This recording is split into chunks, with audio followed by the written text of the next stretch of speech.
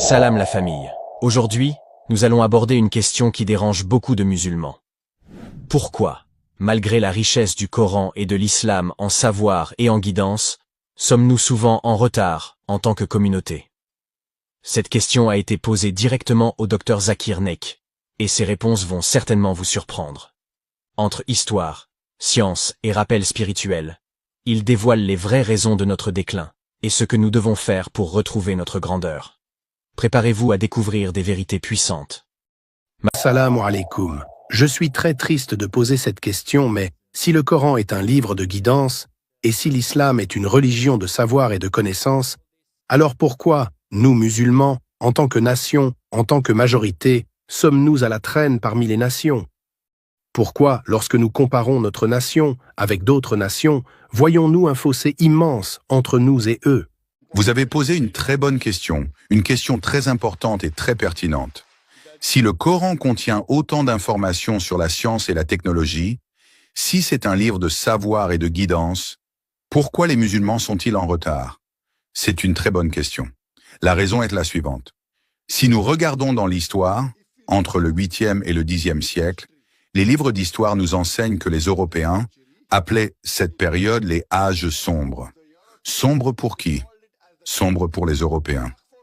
Les Arabes, quant à eux, ont fait des progrès phénoménaux en science et en technologie.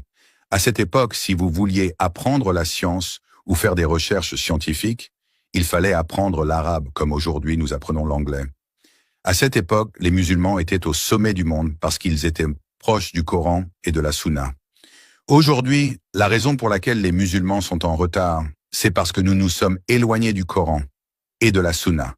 Donc ce n'est pas le Coran qui est à blâmer, c'est nous qui sommes à blâmer.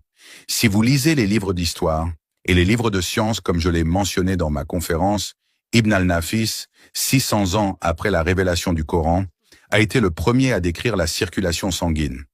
Dans nos manuels scolaires, nous connaissons William Harvey, mais nous ne connaissons pas Ibn al-Nafis. Il y a donc deux raisons à cela.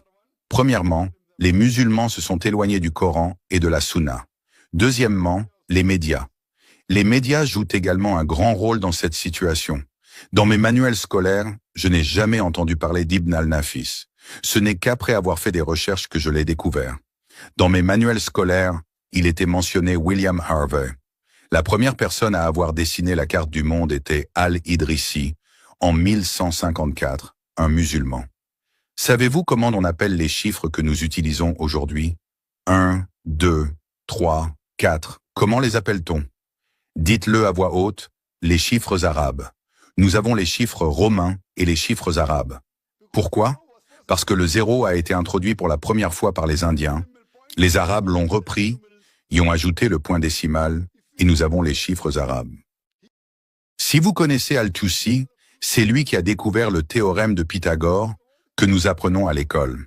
Nous apprenons le théorème de Pythagore, mais nous ne connaissons pas le nom d'Al-Tusi. Le carré de l'hypoténuse est égal, dans un triangle, à la somme des carrés des deux autres côtés. Vous vous souvenez ou vous avez oublié? Si vous vous souvenez, mashallah, vous êtes des bons étudiants. Donc, qui a découvert cela? Maintenant, vous le savez. Mieux vaut tard que jamais. C'est Al-Tusi qui l'a fait, un musulman. Nous apprenons la trigonométrie. Qui est le principal pionnier de la trigonométrie? Al-Biruni. Nous apprenons la chimie. Qui est le père de la chimie? Savez-vous? Jabir, oui, Jabir. Ce n'est pas Gabar, c'est Jabir, Jabir ibn Hayyan. Ils veulent changer le nom, le westerniser en Gabar. Ainsi, Gabar semble être occidental, cela sonne occidental, n'est-ce pas? Mais c'est Jabir, Jabir ibn Hayyan en vérité.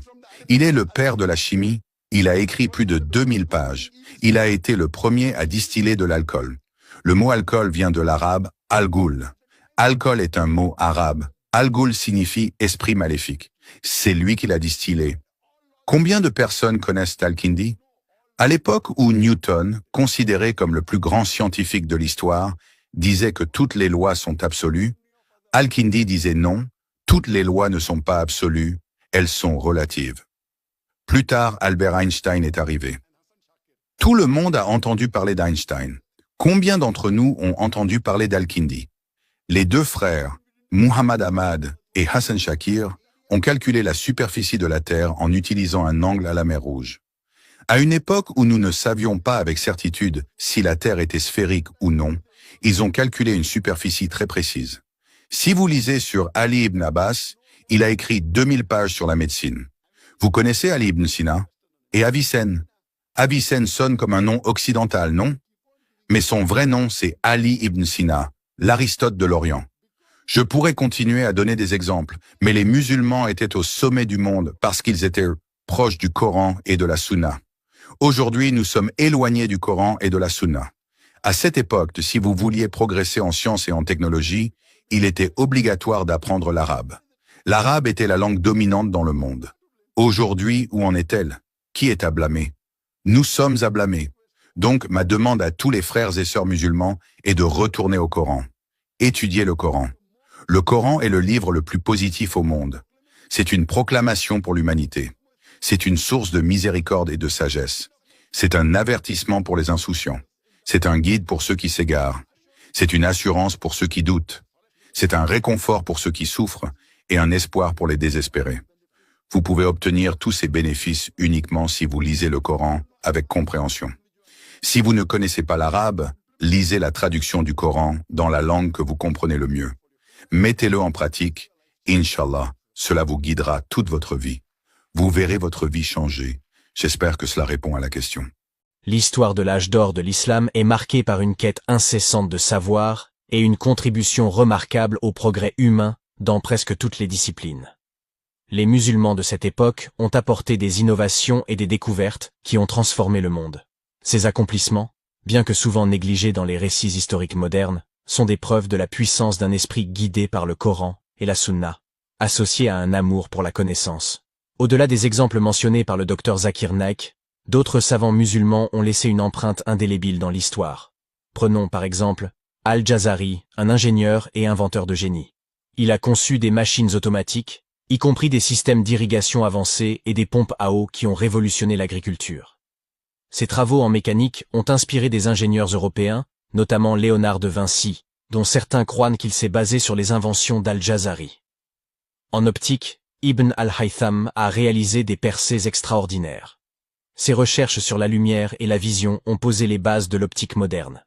Contrairement à ce que l'on croyait avant lui, il a démontré que la lumière voyage en ligne droite et a expliqué scientifiquement comment l'œil humain perçoit les images. Ses travaux ont influencé de grands penseurs européens comme Roger Bacon et Kepler, bien que son rôle soit rarement reconnu. En pharmacologie, Al-Razi, connu sous le nom de Razis, a rédigé des encyclopédies médicales détaillant des remèdes et des traitements pour diverses maladies. Il a introduit des méthodes expérimentales dans la préparation des médicaments, une pratique qui constitue encore la base de la médecine moderne. Il a également été l'un des premiers à distinguer la variole de la rougeole, une découverte qui a sauvé des millions de vies. Un autre domaine souvent oublié est la sociologie.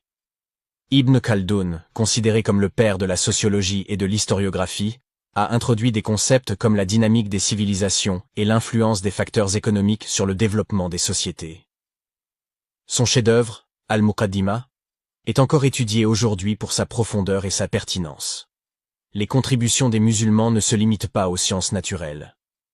En littérature et en linguistique, des savants comme Sibawayh ont standardisé les règles de la grammaire arabe, facilitant ainsi l'unification culturelle à travers un vaste empire. Dans l'art de la cartographie, Al-Muqaddasi a produit des atlas détaillés, qui ont permis une navigation plus précise pour les marchands et les explorateurs. En métallurgie, les musulmans ont innové dans la fabrication d'acier, notamment l'acier de Damas, connu pour sa résistance et sa flexibilité. Les croisés européens ont été fascinés par les armes fabriquées avec cet acier, mais n'ont pas pu percer les secrets de sa fabrication. Ce qu'il faut retenir, c'est que l'âge d'or de l'islam n'était pas simplement une période de progrès scientifique, c'était aussi une époque où la foi et la raison se complétaient. Le Coran encourageait l'observation et la réflexion, et les savants musulmans considéraient leurs recherches comme un acte d'adoration.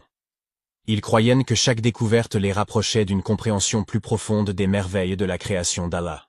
Malheureusement, à mesure que l'influence musulmane a décliné, beaucoup de ces contributions ont été réappropriées ou effacées des récits historiques occidentaux. Des concepts découverts par des musulmans ont été attribués à des Européens des siècles plus tard. Et les noms des savants musulmans ont souvent été modifiés pour paraître plus occidentaux. Aujourd'hui, il est crucial pour les musulmans de se reconnecter à cet héritage. Ce n'est pas seulement une question de fierté historique, mais aussi une source d'inspiration pour retrouver un esprit d'innovation et de leadership. L'histoire montre que lorsque les musulmans étaient proches du Coran et valorisèrent le savoir, ils excellaient dans tous les domaines. Ainsi, pour avancer, il est impératif de renouer avec cet héritage et de s'engager dans une quête moderne de savoir et d'excellence. Le passé glorieux des musulmans n'est pas seulement une source de nostalgie, mais un rappel puissant de ce qui peut être accompli lorsque la foi, la curiosité et la discipline s'unissent.